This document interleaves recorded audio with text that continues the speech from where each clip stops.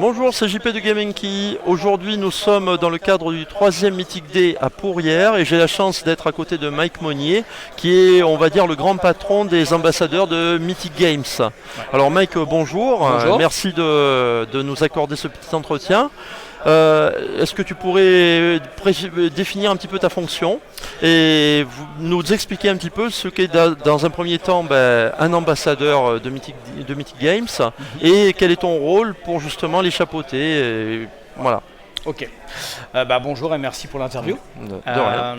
Alors en gros, le statut d'ambassadeur a été créé il y a 2 ans et demi par Mythic. Celui-ci a été fait pour pouvoir permettre à Mythic d'avoir sur le terrain des gens qui puissent représenter l'image et les jeux de Mythic. Donc on a eu un recrutement de passionnés, de gens qui étaient motivés et qui aimaient le jeu de plateau en général, et particulièrement Mythic Games si c'était possible. C'est mieux. Et c'est beaucoup mieux. Et du coup, nous, notre travail, puisqu'on est plusieurs à travailler en tant qu'ambassadeur chez Mythic, est d'être présent auprès des fans, auprès des gens qui aiment nos jeux, sur des salons, des festivals. D'accord. Vous êtes combien à l'heure actuelle? Alors on est un peu moins d'une vingtaine. Alors aujourd'hui, le chiffre précis, je dirais qu'on est 18. Il y a quelques mouvements, puisqu'il y a des gens qui rentrent et qui sortent au fur et à mesure. On couvre en grande partie tout le territoire français. On a des ambassadeurs dans pas mal de régions. On en a sur la Belgique aussi, sur la Suisse, sur l'Allemagne et d'autres pays. Moi, je m'occupe pour ma partie de la France et un peu de la Belgique. Mon rôle va consister à gérer l'événementiel Mythic dans son organisation. Logistique, ambassadeur, où je vais gérer le côté un peu humain, un petit peu de ressources humaines, on peut dire ça comme ça, où je vais pouvoir proposer à des ambassadeurs d'aller sur des salons, de m'occuper d'eux pour que quand ils arrivent sur place, les stands soient réservés, préparés. Tu leur prépares un peu le terrain, c'est-à-dire que tu communiques avec eux soit par téléphone, soit par mail, je suppose, et puis après tu leur dis tiens, puisque tu es là, toi ça serait bien que tu ailles dans tel festival. Vous essayez d'être une équipe de combien d'ambassadeurs sur un festival, suivant la taille du festival, je suppose. Voilà, on va adapter en général le nombre d'ambassadeurs. Au minima, ça sera toujours 2. Parce que c'est toujours plus facile, même si c'est un petit événement de 500 personnes par exemple, c'est bien d'être 2 sur le stand, ne serait-ce que pour la monotonie, parce que tout ça, c'est pas forcément terrible. Derrière, on a des grosses animations. Je vais penser à Cannes, Essen, où là par contre on va développer un staff beaucoup plus conséquent. Par exemple à Cannes, on a en permanence sur le stand 10 animateurs qui vont être là et qui vont animer en moyenne 7 à 8 heures par jour, avec un système de relais où on met des pauses, des choses comme ça, parce que c'est quand même assez fatigant. Mais voilà, on adapte souvent en fonction de la taille des événements qu'on a. D'accord. Les critères pour être animateur, ambassadeur, est-ce que tu peux nous en dire un petit peu plus? Alors les critères, c'est une bonne dose de motivation, parce que on aime travailler avec des gens qui sont motivés, qui ne se sentent pas forcés et qui vont vouloir faire des choses qui vont nous aider aussi nous à avancer. C'est toujours bien d'avoir un regard extérieur sur ce qu'on fait, parce qu'on n'est pas forcément on n'est pas forcément, on est trop parfois ancré dans notre travail, on ne voit pas ce qu'il peut y avoir en extérieur. Après, je dirais une bonne endurance physique, parce que enchaîner. Il faut avoir la santé quand même, parce que c'est très usant en fait, des festivals comme Cannes. Pas forcément une fatigue physique, mais c'est plus une fatigue mentale, d'animer, de parler toute la journée. La gestion du bruit, le flot des personnes, tout ça. Donc il faut de la motivation, il faut de l'endurance, et après il faut aimer le jeu. Et puis un bon relationnel avec les gens, ne pas s'énerver s'il y en a qui ont du mal à comprendre les règles. Ça aussi c'est quelque chose de particulier, parce qu'on a affaire à tout type de joueurs qui vont être des passionnés, parfois un peu colériques, qui vont pas aimer les règles qu'on a fait, donc qui vont être pointilleux. Donc nous on doit rester tout le temps neutre et être tout le temps à charge de pouvoir leur expliquer les choses le plus simplement possible. Et en même temps, les retours des gens positifs ou négatifs servent aux ambassadeurs qui peuvent ensuite transmettre tout ça, comme tu disais, au studio, qui peut éventuellement peaufiner les réglages. On sert de relais, puisque l'équipe principale du studio à Paris ne peut pas être sur tous les salons de France. Donc nous, on est un peu les relais. Quand il va se passer quelque chose sur un festival, quand on va avoir des remontées, des critiques, qu'elles soient bonnes ou mauvaises, et pertinentes, nous, via des rapports, qu'on communiquera. On va leur dire voilà ce qui s'est passé, on a eu des choses qui étaient intéressantes qui ont été dites. Ça nous sert à nous de faire évoluer et d'orienter certainement le développement d'un jeu en cours, puisque comme la plupart du temps on fait tester des prototypes, c'est à ce moment-là qu'il faut faire évoluer un jeu ou changer des choses si des règles ne vont pas ou des façons de jouer. Tout à fait.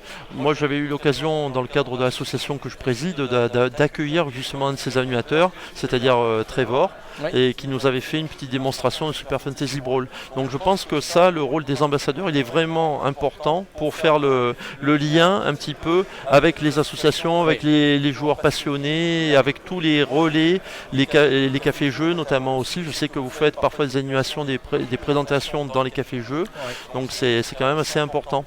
Évidemment, c'est un petit travail, mais ça n'est pas un travail comme les autres, c'est un travail de passionné. Donc ça veut dire qu'il y a quand même une petite compensation en quelque sorte. Est-ce que tu peux nous expliquer comment ça se passe? Alors, le statut d'ambassadeur a été mis en place bien évidemment avec des règles, puisque alors il faut savoir que chaque ambassadeur est soumis à une espèce de charte, la charte des ambassadeurs, où nous on s'engage à respecter une éthique de jeu, de présentation, de bonne moralité, de confidentialité aussi, puisque on est souvent au cœur de projets en développement et on est soumis justement à la confidentialité et à la confiance de Mythic.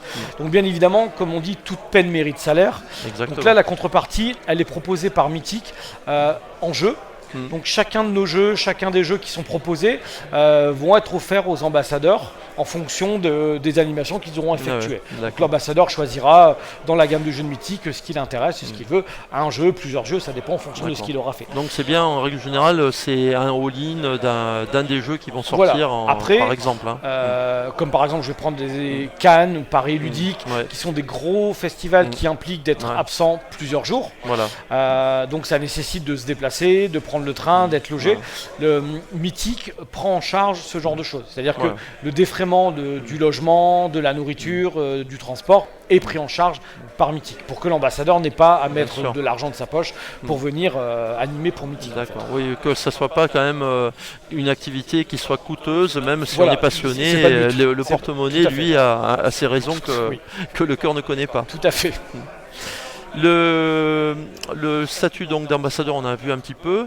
Est-ce que tu peux nous en dire un petit peu plus sur les projets qui vous attendent, c'est-à-dire les jeux à venir, et puis après on va terminer en revenant justement sur le Mythic Day pour conclure, pour voir un petit peu quel est votre rôle et quels sont les jeux qui sont mis à l'honneur à l'occasion de ce troisième Mythic Day. Alors le programme actuel, on est dans la préparation de gros salons. Là, on a Essen qui va arriver sur octobre. Après, on a le Ludigeek qui a un festival où on est aussi présent en novembre. Après, derrière, il y aura Cannes. Là, actuellement, on vient de finir, presque finir Super Fantasy Brawl. Le Play Manager, il est jusque fin septembre, qui est une très belle réussite pour Mythic. Le jeu fonctionne très très bien et la communauté semble très contente. On a Joan of Arc qui va arriver, le reprint, la 1.5, qui je l'espère va pouvoir satisfaire avec ses nouveautés les gens qui les Chevaliers Teutoniques entre autres, voilà, c'est ça? Tout à fait, entre autres, puis après plein de petites choses vraiment super belles. On a la chance aussi par le statut d'ambassadeur d'être au cœur et de pouvoir voir des choses en avant. Et bon, je peux pas vous spoiler, mais il y a vraiment des très belles choses qui vont arriver. On découvrira à voir un petit peu plus tard sur Gaming. Après, oui, en effet, on a une programmation avec d'autres projets qui vont arriver, d'autres jeux, mais qui seront là plus présentés à Cannes. On sera sur février où les nouveaux projets vont arriver. Je ne peux pas vous en parler pour l'instant, mais il y a de très belles choses qui arrivent dans la programmation 2020. C'est certain.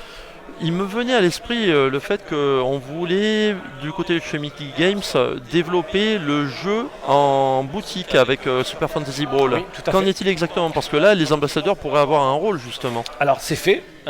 Super Fantasy Brawl va arriver en boutique. Mythic a un distributeur qui va s'occuper et prendre en charge ça. Donc Super Fantasy Brawl arrivera dans les boutiques. Et on l'espère, nous, que ces boutiques pourront, de leur côté, impulser et mettre en place le jeu organisé. D'accord. Puisque Super Fantasy Brawl, il ne faut pas se cacher, c'est un jeu qui impulse à la compétition. Oui, bien sûr. C'est vraiment un jeu qui est fait pour ça, qui est vraiment un format hyper adapté. Et les boutiques devront, je pense, mettre un petit peu la main à la pâte et d'impulser ça. Les associations Et nous, on adorerait voir arriver, je pense, une ligue, un championnat de France, bien sûr. voilà, sur ce jeu-là, quoi, en fait. Comme ce qui est tout à fait. Et pour aujourd'hui, puisqu'on est sur Pourrières, là vous êtes combien d'ambassadeurs? Alors aujourd'hui, pour Pourrières, on a monopolisé 10 ambassadeurs. D'accord. Leur rôle, c'est un petit peu de guider les gens, d'essayer de les driver un petit peu au niveau du tournoi de Joan of Arc qui est en train de se dérouler. C'est une configuration un peu différente que sur les gros festivals, puisque sur les festivals en général, on a, en fonction, sur les plus gros, jusqu'à 10 tables d'animation. Ouais. Donc on fait tourner en moyenne, je dirais, entre 20 et 30 personnes. Là, ici, à Pourrières, on a 100 personnes qui sont là. Donc il faut bien les occuper. D'accord. Donc du coup, on a un gros support au niveau de Super Fantasy Brawl, avec plus d'une douzaine de prototypes Super Fantasy Brawl, donc ce qui peut faire tourner en moyenne 24 joueurs à la fois. Ouais, c'est pas mal. On a le tournoi de Joan of Arc qui monopolise 2 ambassadeurs qui gèrent l'arbitrage du tournoi. Après, on a un ambassadeur qui gère une partie de jeu de rôle Joan of Arc, puisque Joan of Arc a été décliné en partenariat avec Black Book Edition en jeu de rôle, avec un scénario exclusif à Pourrières. Et ensuite, on a Destiny, qui est un jeu qui est sous en partenariat avec le Kid Games. Voilà, tout à fait. C'est une licence Mythic Games, mais c'est le Kid Games qui va développer Destiny. Et on a eu la chance d'avoir un prototype aujourd'hui et de pouvoir le présenter en exclusivité aussi aux gens qui sont présents. Parfait. Merci Mike pour ces précisions. C'est moi qui vous remercie. Retrouvez-nous sur gamingkey.com. N'hésitez pas à liker nos publications sur Facebook et également sur notre chaîne YouTube. Rejoignez-nous sur Tipeee pour donner un petit coup de main financier parce que nous sommes des ambassadeurs du jeu, mais malheureusement nous ne sommes pas payés. Et donc même si on se paye en loisirs, les loisirs coûtent cher. Et à bientôt. Merci, c'était super sympa. Et tu vois, on a fait, comme je t'avais dit, une prise. Elle était